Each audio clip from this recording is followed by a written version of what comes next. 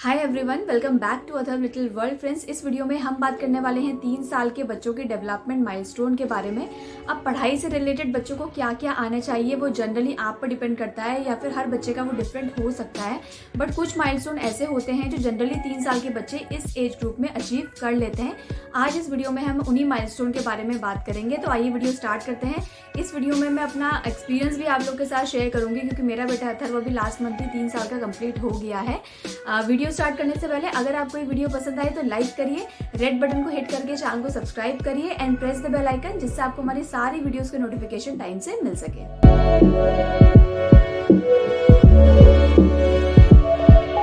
अब इन माइलस्टोन को भी मैंने अलग अलग कैटेगरीज में डिवाइड करा है। तो सबसे पहले जो हम माइलस्टोन की बात करेंगे वो है लैंग्वेज एंड कम्युनिकेशन स्किल्स। अब 3 साल के जो बच्चे होते हैं उनकी जो इस टाइम पे जो उनकी लैंग्वेज एंड कम्युनिकेशन स्किल्स होती है वो काफ़ी इंप्रूव हो चुकी होती है।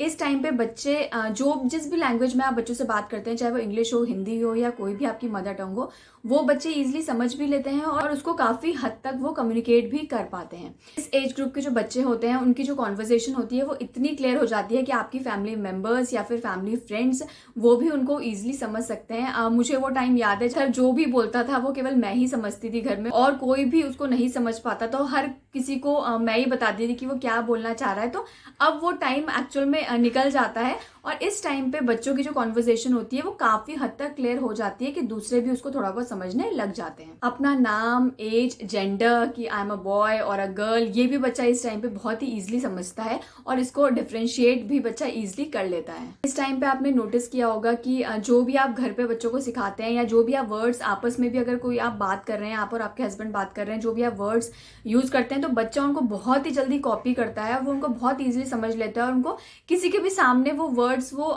मतलब यूज करना स्टार्ट कर देता है। आपको पता भी नहीं चलता कि कब उसने आपसे वो चीज कॉपी करके और किसी के सामने भी वो वर्ड्स बोल दिए। जो भी बच्चे के साथ दिन भर होता है या जो भी आप बच्चों को सिखाते हैं वो पूरी एक स्टोरी की तरह वो किसी को भी सुना सकता है। मतलब इतना बच्चा कैपेबल हो जाता है, उसकी कम्युनिकेशन स्किल इतनी हो जाती है कि वो पूरी स्टोरी की तरह भी पूरी एक दिन भर की जो बातें होती हैं वो पूरा ईजिली किसी को भी बताने के लायक हो जाता है। सेकंड जो मैं स्किल की बात करूंगी वो होती है कॉग्निटिव स्किल्स।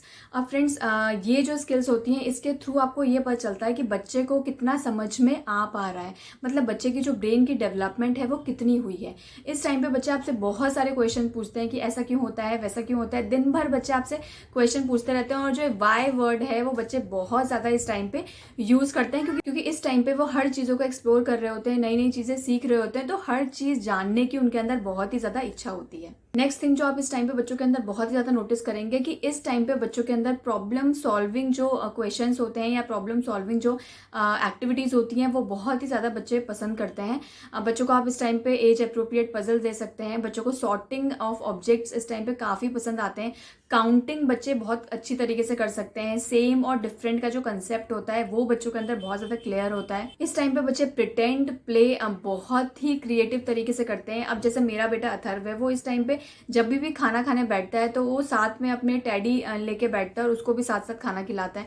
जब भी वो खेलने बैठता है तो अपने साथ जितने भी उसके टेडीज होते हैं वो सारे वो साथ में लेके बैठ जाता है। तो मतलब बहुत ही क्रिएटिव तरीके से बच्चे खेलते हैं। तो ये उनका वे ऑफ अंडरस्टैंडिंग है कि वो चीज़ों को किस तरीके से समझ रहे हैं। एक और चीज़ जो आप बच्चों में इस टाइम पे नोटिस कर सकते हैं कि बच्चे हर चीज़ को बहुत ही बेटर तरीके से समझते हैं, जैसे recognisation of alphabets, numbers, shapes, colours, sizes, ये सब चीज़ें जो हैं इसमें बच्चा काफ़ी हद तक कंप्लीट इस टाइम तक हो जाता है। नेक्स्ट माइलस्टोन जो है वो है सोशल एंड इमोशनल स्किल्स। अब सोशल एंड इमोशनल स्किल्स भी बच्चों के लिए बहुत ही ज़्यादा ज़रूरी होता है because it helps to connect with others, it helps to manage the emotions. इससे बच्चा एक हेल्दी रिलेशनशिप बनाता है दूसरों के साथ। इस एज ग्रुप के जो बच्चे होते हैं वो इमोशनली काफ़ी हद तक स्ट्रांग हो जाते हैं। अब आपने नोटिस किया होगा कि जब भी आप बच्चे को घर पे छोड़ के जाते हैं किसी फैमिली मेम्बर के साथ तो बच्चा इतना टैंट्रम नहीं दिखाता जितना बच्चे पहले दिखाते थे, क्योंकि इस टाइम पे वो जो भी आपके फैमिली मेम्बर्स हैं या फ्रेंड्स हैं उनकी तरफ भी सोशली इन्वॉल्व होने की कोशिश करते हैं और इस टाइम पे वो एक अफेक्शन शो करते हैं उनके लिए, जो कि बहुत ही मेजर चेंज होता है बच्चों की लाइफ में। इस टाइम पे बच्चे अपने इमोशंस भी जो हैं वो भी आपको ईजिली एक्सप्रेस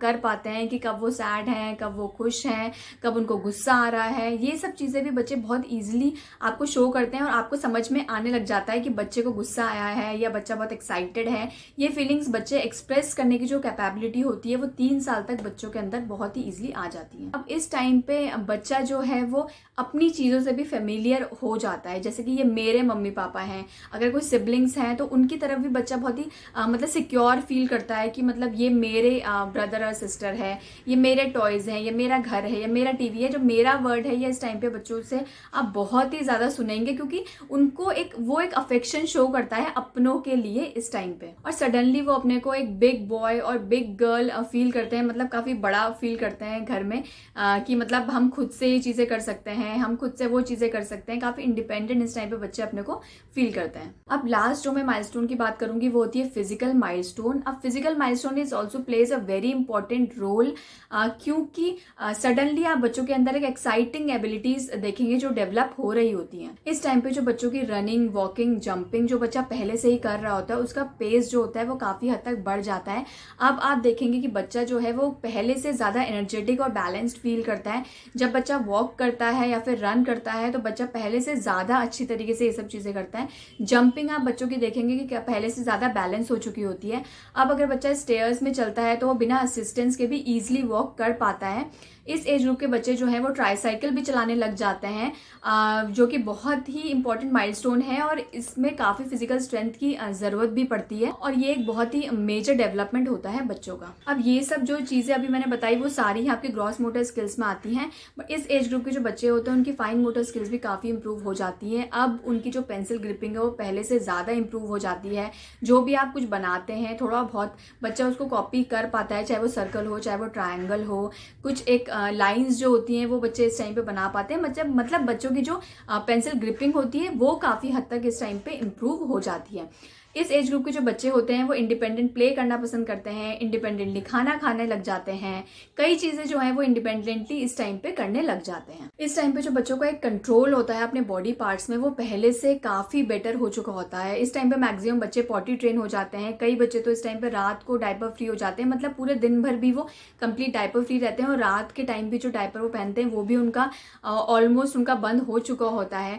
इस टाइम पे बच्चे काफ़ी इंडिपेंडेंट फील करते हैं और सब कुछ खुद करने की कोशिश करते हैं, जैसे कि ड्रेस अनड्रेस होना या फिर खुद से हैंड वॉश करना या फिर खुद से खाना खाना या फिर आप टीवी ऑन ऑफ करना, इसमें बच्चों को काफ़ी इंटरेस्ट आता है। डोर्स को लॉक अनलॉक करना, मतलब ये सब कुछ ऐसी छोटी छोटी चीज़ें हैं जिसमें जो बच्चों की फाइन मोटर स्किल्स भी काफ़ी डेवलप करती हैं और इस एज ग्रुप के बच्चे ये सब चीज़ें ईजिली कर भी लेते हैं। फ्रेंड्स, मैं आपको हमेशा से ही बोलती हूँ कि हर बच्चा डिफरेंट होता है और हर बच्चे की अपनी एज होती है एक माइलस्टोन को पूरा करने के लिए, बट ये कुछ ऐसे माइलस्टोन हैं जो 2-3 महीने ऊपर नीचे करके आप अपने बच्चे पे भी अप्लाई कर सकते हैं।